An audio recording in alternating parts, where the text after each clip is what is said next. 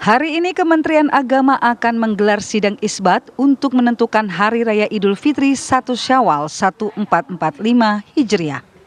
Sidang isbat akan diawali terlebih dahulu dengan pemantauan hilal di 120 lokasi di seluruh Indonesia. Sebelumnya, organisasi Islam Muhammadiyah terlebih dahulu menetapkan Hari Raya Idul Fitri 2024 jatuh pada hari Rabu 10 April 2024. Penetapan tersebut berdasarkan hasil hisab Ramadan, Syawal dan Zulhijjah 1445 Hijriah. Diprediksi Lebaran kali ini baik versi pemerintah, NU dan Muhammadiyah akan digelar bersamaan, yaitu pada hari Rabu 10 April 2024.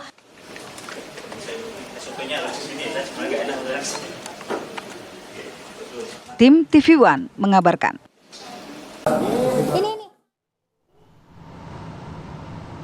Ya, Kementerian Agama akan menggelar sidang isbat pada hari ini yang akan menentukan 1 Syawal 1445 Hijriah. Nantinya akankah kita besok berlebaran? Kita akan membahas hal ini dengan secara bersamaan maksudnya. Secara bersamaan antara organisasi Islam Muhammadiyah dan juga pemerintah. Kita akan membahas hal ini dengan dua narasumber yang sudah hadir di studio. Sudah ada Profesor Kiai Haji M. Asrorun Niam Soleh, Ketua MUI Bidang Fatwa, dan juga Khatib Syuriah PBNU. Assalamualaikum, selamat pagi Pak Kiai. Waalaikumsalam warahmatullahi wabarakatuh. Sehat ya? Alhamdulillah. Sarungan gini sehat loh. Habis Qiyamul Lail dari Istiqlal. Jadi belum pulang nih di telepon Bang Arif Adil. Masya Allah. Kemudian juga sudah hadir Bapak Endang Mintarja, Wakil Sekretaris Majelis Tarji dan juga Tajid PP Muhammadiyah, dan juga Wakil Sekretaris Komisi Fatwa MUI. Assalamualaikum, selamat pagi. Waalaikumsalam. Sehat Pandang? Sehat Pandang ya. Saya mau ke Pak Kiai dulu ya, izin ya. Hari ini kan Kementerian Agama juga nantinya akan menggelar sidang isbat. Tapi pertanyaannya, akankah kita besok berlebaran bersama-sama? Dengan saudara Muhammadiyah ini, dengan saudara-saudara dari Muhammadiyah? Ya, kepastiannya tentu dengan melihat ru'yat nanti yang dilaksanakan oleh tim ru'yat ya. Kemudian yang kedua, kepastiannya setelah ada penetapan oleh ulil amri. Nah, kenapa itu penting? Karena dalam perspektif hukum Islam ada ketentuan fikih yang sifatnya personal. Tanpa ketetapan pemerintah pun kita sudah memiliki kewajiban dan kita harus melaksanakannya. Akan tetapi ada jenis ketentuan hukum Islam yang bersifat ijtimai, bersifat publik, yang penetapan dan juga penerapannya itu membutuhkan kehadiran ulil amri, kehadiran negara. Misalnya kayak fikih pidana ya. Ketika ada orang mencuri dihukum, nggak boleh setiap individu menghukum ketika menemu pencuri, harus ada instrumen negara. Demikian juga di dalam penetapan awal Syawal, awal Ramadan, dan juga awal Zulhijjah. Karena itu meliputi kepentingan publik, maka otoritas itu ada di ulil amri. Berperan. Jadi secara formal memang kita menunggu ketetapan ulil amri setelah dilakukan proses penghitungan astronomis, ahli hisab, dan juga disaksikan melalui mekanisme ru'yat. Akan tetapi secara teori kemungkinan besar besok 1 Syawal. Kenapa? Terlihat dari kan ada hitung-hitungan astronomisnya ya. Kalau awal Ramadan kemarin berbeda, karena secara astronomis itu memungkinkan terjadinya perbedaan terkait dengan ketinggian hilal. Dan juga kemungkinan bisa dilihat. Nah, sekarang secara astronomis ini ketinggian hilalnya itu sudah di atas ufuk, dan secara teori visibilitas hilal itu mungkinur ru'yah, memungkinkan untuk bisa dilihat. Kalau parameter minimalnya itu 3 derajat dengan sudut elongasi 6,4, sekarang posisinya di seluruh Indonesia itu sudah di atas 3. Yang paling rendah itu di Papua sana 4 derajat. Udah di atas 3 yang juga. Paling tinggi itu 7. Di mana? Itu di daerah Sabang ya, di daerah barat ya. Artinya secara teori sains itu sudah memungkinkan bisa dilihat, dan secara syar'i dengan teori imkanur ru'yah itu juga sebenarnya sudah bisa ditetapkan ya, penggabungan antara metode hisab dan juga metode ru'yah dengan titik temu hisab imkanur ru'yah. Oke. Saya bergeser nih ke PP Muhammadiyah, ke Pak Endang. Ketum Anda, Pak Haidar Nasir, kemarin sudah menyampaikan, bahkan menyampaikan kabar baik luar biasa, bahwa Muhammadiyah dan pemerintah kemungkinan akan berlebaran bersama seperti itu. Tapi tidak mendahului nih ya isbat yang akan dilakukan pada sore hari nanti oleh ulil amri kita, dalam hal ini Kementerian Agama. Pernyataan Pak Haidar ini bisa dijelaskan nggak oleh Pak Endang? Ya, jadi pernyataan beliau itu memang tadi seperti yang dikemukakan sebelumnya, itu memang berdasarkan data hisab yang ada. Ya. Data hisab ya? Nah, jadi data hisab yang ada itu rentang ketinggian hilal itu sudah melebihi dari syarat minimal yang ditetapkan oleh pemerintah, yakni 3 derajat. Jadi sehingga secara teoritis itu kemungkinannya akan bareng 1 Syawalnya di hari Rabu. Nah, tetapi mungkin yang perlu saya jelaskan ya, mengapa kemarin Pak Ketua Umum menyampaikan dan Muhammadiyah lebih dulu menyampaikan hal itu ya, dan insya Allah nanti akan diikuti oleh pemerintah penetapannya. Itu bagi Muhammadiyah ibadah puasa ini ya, itu memang masuk kategori ibadah murni gitu. Ya. Memang ada hubungannya dengan kepentingan publik secara umum. Tetapi muatan ibadahnya itu lebih kental. Sehingga ketika kami misalnya dihubungkan dengan kaidah fikih tadi yang seperti Prof Niam sampaikan, jadi hukmul hakim ya, yarfaul khilaf, jadi bahwa ketentuan pemerintah itu dapat mengeliminir perbedaan pendapat. Nah, bagi kami ini di sini titik persimpangannya. Bagi Muhammadiyah ini soal ibadah. Soal keyakinan, dan ini dijamin oleh konstitusi dan juga diizinkan alhamdulillah oleh pemerintah untuk kita mempunyai pendapat masing-masing. Sehingga di sini kami juga menghargai sikap pemerintah yang bersikap secara proporsional ya, mengayomi semua komunitas kaum muslimin yang berbeda-beda ini, beragam ini gitu ya, sehingga semuanya merasa terlindungi, merasa terayomi. Nah, oleh karena itu Muhammadiyah dengan metode yang digunakan yakni hisab hakiki wujudul hilal, itu memang kita penetapannya itu berdasarkan data hisab tadi itu. Jadi kalau ditanya apakah Muhammadiyah yang lain selain Muhammadiyah tidak pakai hisab, semuanya sudah pakai hisab. Sudah pakai hisab. Jadi pemerintah pakai hisab, NU pakai hisab, semua sudah pakai hisab. Hanya saja hisab itu peruntukannya lain. Apa saja itu peruntukannya? Nah, kalau bagi Muhammadiyah, hisab itu sebagai penentu. Nah, jadi begitu hitungannya sudah dianggap wujud hilalnya, sudah langsung ditentukan bahwa kapan puasa, kapan lebaran, dan kapan misalnya Zulhijjah. Nah, sedangkan pemerintah ya, seperti NU dan ormas yang lainnya itu menjadikan hisab sebagai pemandu. Nah, makanya tadi kata Prof Niam, itu sekarang nih ancar-ancarnya ya, secara teoritis kita akan bareng. Kenapa? Data hisabnya memandu ke arah dimungkinkannya visibilitas hilal, ru'yatul hilal. Nah, sehingga di situ hisabnya kan sama sebetulnya. Sama sebetulnya, hitungannya sudah sama ya. Jadi kita sudah nggak debat lagi di hisabnya. Nah, ini menarik nih kalau udah dipancing debat nih, ya kan? Bukan apa kabar siapa pagi kalau nggak berdebat biasanya gitu ya. Tapi nggak gini. Netizen atau mungkin masyarakat di luar sana mungkin melihatnya begini. Mulainya kok duluan tapi ujungnya bisa ngajak barengan tuh gimana? Menjawab itu tuh gimana tuh Pandang tuh? Menjawab kayak gitu tuh. Tapi tahan dulu ya Pandang ya. Kita akan nanti bahas lagi lebih lengkap saat lagi tetap bersama kami di Apa Kabar Indonesia Pagi. Kembali lagi di Apa Kabar Indonesia Pagi. Pemirsa, sebelum kita melanjutkan diskusi bersama dengan narasumber di studio, kita coba pantau nih salah satu titik dari 160 titik yang memang sudah disiapkan oleh pemerintah dalam hal ini Kementerian Agama ya. Ini di Makassar, Sulawesi Selatan, ada rekan kita Samsul Ma'arif. Silakan dengan laporan Anda. Baik, rekan-rekan, Makassar adalah salah satu titik nantinya menjadi lokasi pemantauan hilal. Berbeda dengan tahun-tahun sebelumnya, saat ini pemantauan hilal 1 Syawal 1445 Hijriah nanti dilaksanakan di Menara Iqra Universitas Muhammadiyah Makassar di lantai 18. Nah, di tempat saya sekarang ini sudah ada beberapa alat yang nantinya akan digunakan untuk melakukan pemantauan dan penentuan arah matahari. Di sini ada 3 alat. Untuk lebih jelasnya di sini ada dengan siapa, Mbak? Atas nama Sartika, Pak. Sartika, bisa dijelaskan di sini ada apa nih? Ya, boleh, Pak. Jadi di sini ada beberapa instrumen falak yang bisa digunakan oleh kami di Pengelola Observatorium Universitas Muhammadiyah Makassar. Di sini ada 3 alat. Yang pertama ada yang namanya tongkat istiwa ini. Tongkat istiwa ini yaitu memiliki 2 tongkat atau gnomon yang berfungsi untuk mengukur arah kiblat. Kemudian di sini ada alat yang bernama Volvel inovasi yang digunakan untuk menentukan kapan terjadinya gerhana matahari dan gerhana bulan itu sendiri. Kemudian ada alat selanjutnya, alat untuk menentukan awal waktu sholat. Ya, di sini merupakan karya dari kami di Universitas Muhammadiyah Makassar, yaitu untuk menentukan awal waktu sholat khususnya di daerah Kota Makassar itu sendiri. Terus namanya tadi? Namanya Sartika, Pak. Iya, Sartika. Jadi nanti ini juga bisa digunakan untuk menentukan nanti di mana ada posisi matahari gitu?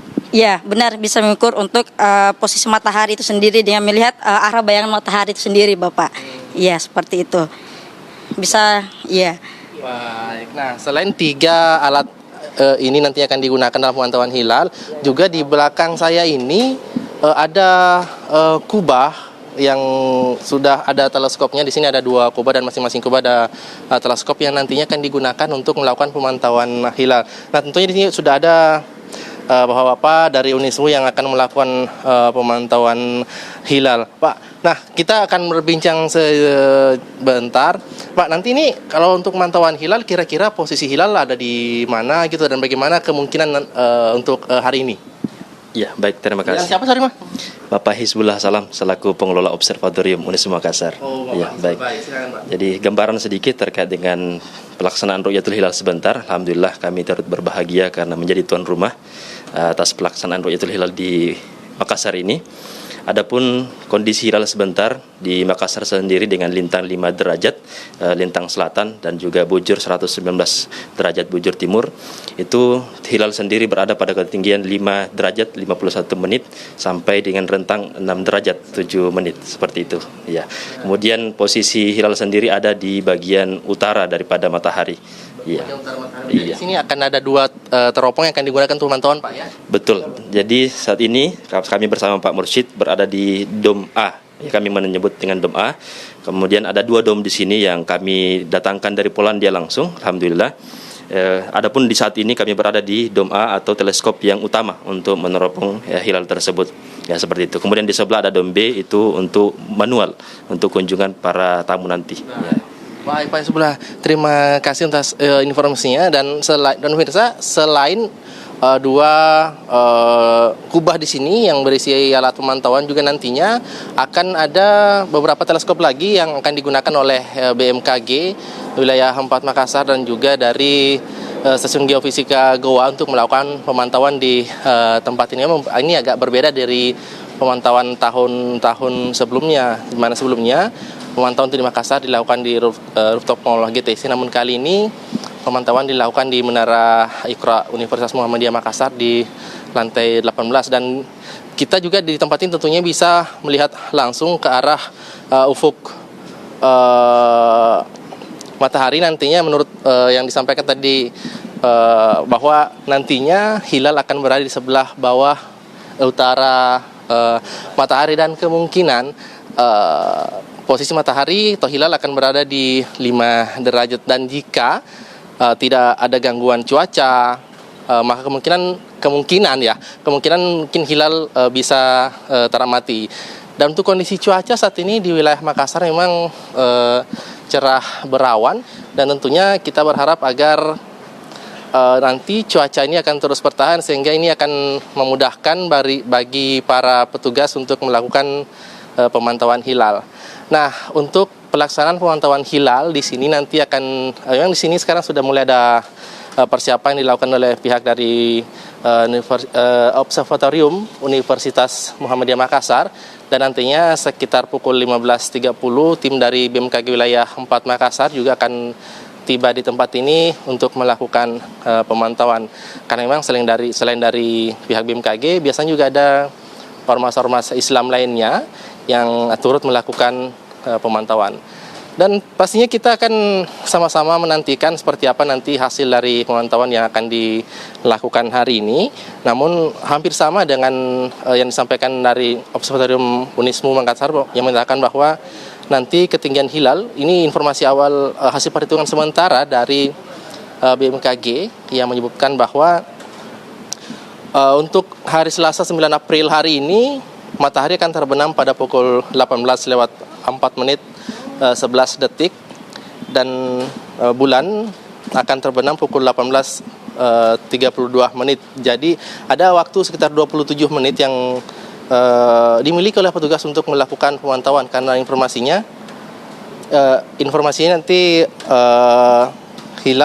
ketinggian hilal akan berada di 5 derajat.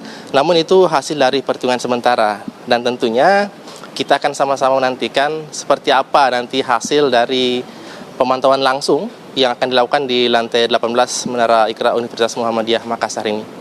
Itu dulu rekan-rekan laporan dari Makassar. Saya kembalikan ke rekan-rekan di Jakarta.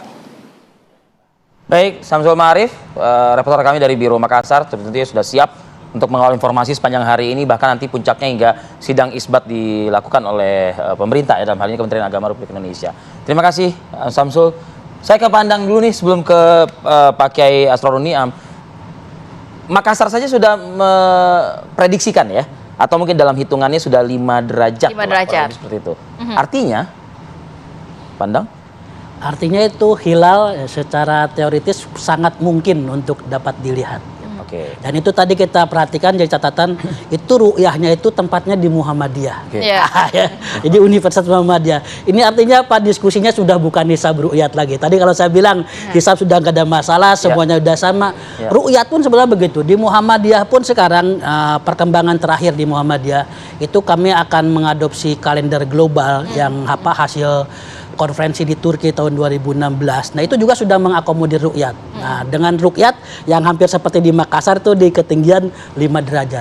Jadi sekarang diskusinya alhamdulillah mulai banyak kemajuan ya. Kalau dulu dianggap Muhammadiyah itu tidak pakai ru'yat sama sekali, kita sekarang mengakomodir Nyatanya ru'yat nih. juga, gitu kan. Dan hisab jelas-jelas semuanya sudah dapat menerima. Jadi insya Allah akan bersama-sama. Oke. Pak Kiai, ini kita sebenarnya sangat senang kalau memang nantinya Lebaran akan bersama-sama, karena kan biasanya setiap tahun Yang ada menangis tuh perbedaan. ayam opor dia. Kenapa, Pi? Hah? Kenapa? Ya ayam udah saatnya dia disantap tapi masih Nggak jadi. Biasanya apa sih yang membuat dari pemerintah maupun Muhammadiyah ini bisa berbeda di Lebarannya, tapi Ya. kali ini bersama-sama? Ini ya, intinya begini. Sungguh pun secara fikih dimungkinkan terjadinya perbedaan. Praktiknya kita dianjurkan untuk mencari titik temu sebanyak mungkin ya.